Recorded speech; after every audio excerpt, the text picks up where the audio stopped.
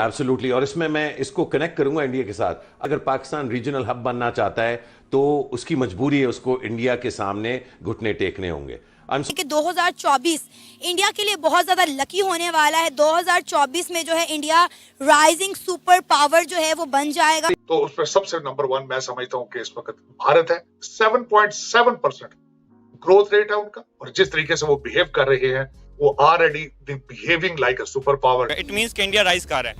लेकिन जैसे अगर हम देख लें, हम एज अ भिखारी नेशन, इन्वेस्टमेंट उठ रही है, मुल्क आगे नहीं जा रहा। फिर हमारी अपनी गलतियों की वजह से चीज़ें कहाँ तक पहुँच गई। इंडिया इकोनॉमिकली और जो उसका क्लाउड है, जो ओवरऑल जियो स्ट्रेटेजिक जो हालात हैं, अमेरिका का जो टिल्ट है टुवर्ड्स बिकॉज ऑफ चाइना, 2024 में हमने ऐसे मौके अगर कोई है तो उसको खोना नहीं। लेकिन अब हम बात कर रहे हैं एक और डील की, और इंडियाज अकासा मेगा डील।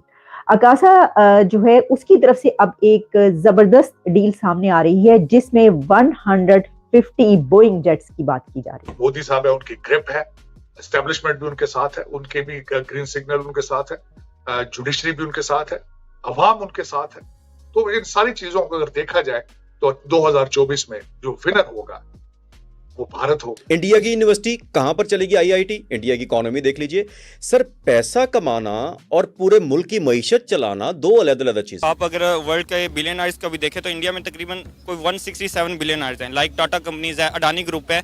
तो उन्होंने एक पॉलिसी बनाई है, उन्होंने एक अब भारत की हम मिसाल दे रहे हैं। सुप्रीम कोर्ट का फैसला हो, 5 अगस्त 2019 की जो भी उनके इक़दामात हो, वो रिफ्लेक्ट कर रहा है कि वो अंदरूनी तौर पर जब मजबूत हो रहे हैं, उनकी मईशत मजबूत हो रही है, एज अ रिजल्ट उनकी दुनिया की जो ताकतें हैं उनके साथ ताल्लुकात बेहतर हो रहे हैं। IMF के एक और प्रोग्राम में पाकिस्तान को अगर जाना है तो आने वाला दौर पाकिस्तान के लिए और एक आम पाकिस्तानी के लिए कितना मुश्किल होगा। और इंडिया के साथ जो हमारी बारगेनिंग चिप थी, because of our own follies, हमने वो इनिशिएटिव लूज किए। लेबर कंट्रीज की इकॉनमी की बात कर लें जिसमें जिनके साथ हमें मुकाबला करने का ना बड़ा शौक है। मतलब इंडिया के अगर बात करें, हर तकरीर में हमारे पॉलिटिशियन, हमारे लीडर ये कहते हैं इंडिया के साथ मुकाबला है या इंडिया के साथ ऐसा करेंगे वैसा करेंगे। इंडिया एक इकोनॉमिक सुपर पावर बन चुका है और हमारी हालत क्या है, उनकी हालत पावर नहीं बन चुका। इंडिया की इकोनॉमी जो है ना वो, क्योंकि वो सबसे बड़ी आपकी आ जाती है उसकी डेमोक्रेसी। ठीक है, डेमोक्रेसी के मसले उनके असम्बली में हल होते हैं। हमारे मामला हम नहीं हल करते बंद कमरों में, तो जैसे खान साहब फरमाते हैं। ठीक हो गया। ये है कि हम अब बात करें, अगर इकोनॉमी की बात करें, टेक्नोलॉजी की, दुनिया इस टाइम IT पे चल रही है, टेक्नोलॉजी पे चल रही है। सबसे ज्यादा IT में सबसे आगे, क्यों? हमारे पास भी देखें, यहाँ पे भी IT में लोग कर सकते हैं, लेकिन उनको दिया क्या गया? टैक्सेस। पहले नेट फ्री था, कभी आए दिन यहाँ पे हर चीज महंगी। लोगों को आप देने की बजाय उनसे खींच रहे हो। तो जब आप ले रहे हो, जब दोगे नहीं तो किस बिहाफ पे ले रहे हो? वहाँ पे लोगों को अगर तालीम है, एजुकेशन का बेसिक समझ आएगी आपको। एजुकेशन, ठीक है, नबी ने फरमाया था इल्म हासिल करो चाहे चीन जाना पड़े। ऐसे ही है।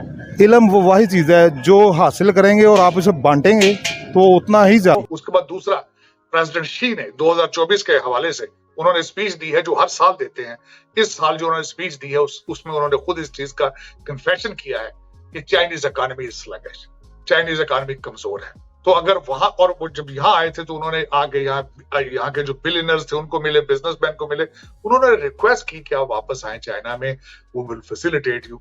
अगर लोगों ने उनकी बात पर अमल ना किया तो दूसरा लूजर सबसे बड़ा चाइना होगा। अगर और इसमें जो राइज पे जा रहे हैं ममालिक, तो उसमें सबसे नंबर 1 मैं समझता हूं कि इस वक्त भारत है। 7.7% ग्रोथ रेट है उनका, और यही वेस्ट के लिए एक सबसे बड़ा प्रॉब्लम है उसका। और जिस तरीके से वो बिहेव कर रहे हैं, वो already behaving like a super power. उन्होंने रेड सी के अंदर जो इस वक्त दुनिया के मसाइल बन रहे हैं, बहरा अहमर के अंदर, वहां पे उन्होंने अपने 4 शिप्स भेज दिए हैं। वो अमेरिकन एलाइज जो वहां पे उन्होंने अपना एक कोलिजन बनाया है, वो इसका हिस्सा नहीं बने, वो खुद बिहेव कर रहे हैं। यहाँ ये बताना चाहूंगा उन्होंने 4 शिप्स क्यों भेजे वहां पे। दुनिया के अंदर इस वक्त चावल की जो तिजारत है, दुनिया के 40% चावल जो है वो भारत से आ रहे हैं। भारत ये नहीं चाहता कि उनके चावल की ट्रेड के ऊपर मसला बने। दूसरा मसला है तेल का। वो तेल लेते हैं, वो कहते हैं उसमें ना इंटरप्शन आए। अगर तेल की कीमत बढ़ेगी भारत के अंदर, उनकी इकॉनमी सफर करेगी। बल्कि उन्होंने ये इस चीज का फैसला कर लिया था कि रशिया से अगर तेल नहीं आता तो वो हम वेनेजुएला से ले लेंगे। तो ये दूरअंदेशी, नेशनलिज्म, ये सारी चीजें तब आती हैं जब आपकी इकॉनमी अपनी ठीक हो। भारत की इकॉनमी इस वक्त $600 बिलियन का उनका फॉरेन एक्सचेंज मौजूद है। उनकी जो मोदी साहब है उनकी ग्रिप है, एस्टेब्लिशमेंट भी उनके साथ है, उनके भी ग्रीन सिग्नल उनके साथ है, जुडिशरी भी उनके साथ है, अवाम उनके साथ है। तो इन सारी चीजों को अगर देखा जाए तो 2024 में जो विनर होगा वो भारत होगा। और उसके साथ पाकिस्तान के इलेक्शंस की बात मैं आपको क्या बताऊं, हर बच्चे को पता है।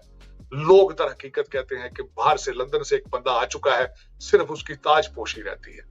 इलेक्शन की एक्सरसाइज आपने करनी है लेकिन उसके रिजल्ट निकल चुके हैं। लेकिन और जो सबसे ज्यादा मेरे जैसे बंदे के लिए तशवीशनाक है, अभी तक किसी के मुंह से मैंने एक ऐसी प्रोडक्ट नहीं सुनी जिसको वो कहें कि हम एक्सपोर्ट करेंगे और इस पे हम कौम की किस्मत तब्दील करेंगे। अभी तक किसी के मुंह से मैंने ये लफ्ज नहीं सुना कि हमने बच्चों को आर्टिफिशियल इंटेलिजेंस कैसे पढ़ानी है। मैं ये आपको अर्ज करना चाहूंगा कि इस वक्त भारत के अंदर इंडियन इंस्टीट्यूट ऑफ टेक्नोलॉजी ने मैंडेटरी कर दिया है कि चाहे जो मर्जी सब्जेक्ट आप पढ़ें, लेकिन आपको आर्टिफिशियल इंटेलिजेंस और डाटा मैनेजमेंट पढ़नी होगी। लेकिन मेरे मादरे मिल्लत जो है आज भी उनके कान और आंखें बंद हैं, उर्दू पे ट्वीट पे चढ़े हैं और पता नहीं इनका मुस्तकबिल क्या है। साजिद साहब, आपको याद होगा कि 2 से 3 साल कबल की बात है कि जब पीटीआई की हुकूमत थी तो उन्होंने तमाम सिलेबस जरूर एक जैसा कर दिया था, लेकिन उर्दू को प्रायोरिटी में लेकर आए थे और बहुत सारी ऐसी बुक्स थी हमारी जो इंग्लिश में आ रही थी, जैसे कि इस्लामियात वगैरह थी और सोशियोलॉजी वगैरह थी। ये जो बच्चों को पढ़ाई जा रही थी ये इंग्लिश में थी, लेकिन इन्होंने कन्वर्ट करके उसको भी उर्दू में कर दिया था। इसके ऊपर क्या कहेंगे आप? इसके ऊपर मैं सिर्फ ये कहूंगा कि जिन्होंने ये पॉलिसी बनाई थी और पीटीआई के जितने रहनुमा थे उनके सबके बच्चे लंदन पढ़ रहे हैं। ये अगर नहीं पता किसी को तो गूगल करके देख लें। उनकी आधी से ज्यादा कैबिनेट ब्रिटिश और अमेरिकन थी।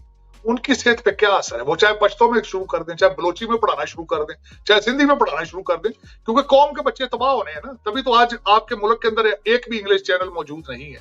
इंग्लिश ट्वीट करें तो पूरी कौम के ऊपर से सबसे गुजर जाती है। गवर्नमेंट का क्या विजन है और पाकिस्तानी गवर्नमेंट का अपने पाकिस्तान को लेकर क्या विजन है? बेसिकली इंडिया जो है वो अपनी आवाम के लिए काम कर रहा है आईटी डिपार्टमेंट में, उसके अलावा गाड़ी की मैन्युफैक्चरिंग असेंबलिंग वगैरह पे, और अपनी आवाम को सहूलतें दी जा रहा है। लेकिन उसके बरकस अगर पाकिस्तान में देखेंगे ये अपना पेट भरने के चक्करों में है। जो भी पॉलिटिशियन आता है, जो भी कोई सियासतदान आता है, वो कोशिश करता है कि मेरा पेट भर जाए। अपने उनके जो बच्चे हैं वो सारे बाहर पढ़ रहे हैं, लेकिन यहाँ पे उन्होंने ना कोई स्कूल की फैसिलिटी है, ना हॉस्पिटल्स की फैसिलिटी है, ना किसी चीज़ की। ये मतलब सिंपल ये है कि वो आवाम के लिए काम कर रहे हैं, यहाँ पे अपना पेट भर रहे हैं। आपने बड़ा सिंपल वेज में दोनों कंट्रीज़ के पॉलिटिशियंस का विजन जो है वो बड़ा क्लियर कर दिया कि उनका विजन है कि वो अपने लिए, अपने लोगों के लिए काम कर रहे हैं, मैन्युफैक्चरिंग पे काम कर रहे हैं, आने वाला फ्यूचर किस चीज़ पर उस पर काम कर रहे हैं, और हमारे जो है खा पी रहे हैं। बिल्कुल ऐसा ही। तो दोनों का फ्यूचर आगे क्या देख रहे हैं? 10-20 साल बाद इंडिया कहाँ स्टैंड कर रहा होगा, पाकिस्तान कहाँ स्टैंड कर रहा होगा? पाकिस्तान तो अभी भी बाकी दुनिया के बनस्बत 100 साल पीछे चल रहा है। जहाँ के देखें जापान में या बैर अब्रॉड में आप देखें कि कई ऐसी टेक्नोलॉजीज़ जो आ गई हैं, पाकिस्तान में हमेशा 10 साल बाद 20 साल बाद आती हैं। अभी पाकिस्तान फ़िलहाल अभी भी पाकिस्तान बहुत पीछे है इंडिया के नस्बत। इंडिया में पाकिस्तान की बेसिकली आप रुपये की कदर देख लें, बाकी इम्पोर्ट है नहीं, अभी टैक्सेस देखें कितने बढ़ गए हैं। तो ये चीज़ें फैसिलिटीज़ आवाम को दी जाती हैं बाकी कंट्रीज़ में, लेकिन पाकिस्तान में ऐसा कुछ भी नहीं। इसलिए तो पाकिस्तानी छोड़ के बाहर जा रहे हैं। मैक्सिमम जो कोशिश करते हैं सारे आवाम पाकिस्तानी की कोशिश ये होती है कि यार पाकिस्तान छोड़ें, बाहर जाएँ। अच्छा, पहले जो यंग जनरेशन थी वो पाकिस्तान जिंदाबाद का नारा लगाती थी, अब यंग जनरेशन जो है पाकिस्तान से जिंदाबाद का जो नारा लगा रही है। अभी तो नहीं लगाती, अभी बस कोशिश करती है कि कनाडा जिंदाबाद, इंग्लैंड जिंदाबाद, बस जिंदाभाग का निशाना लगा। जिंदाभाग है, पाकिस्तान से भाग है।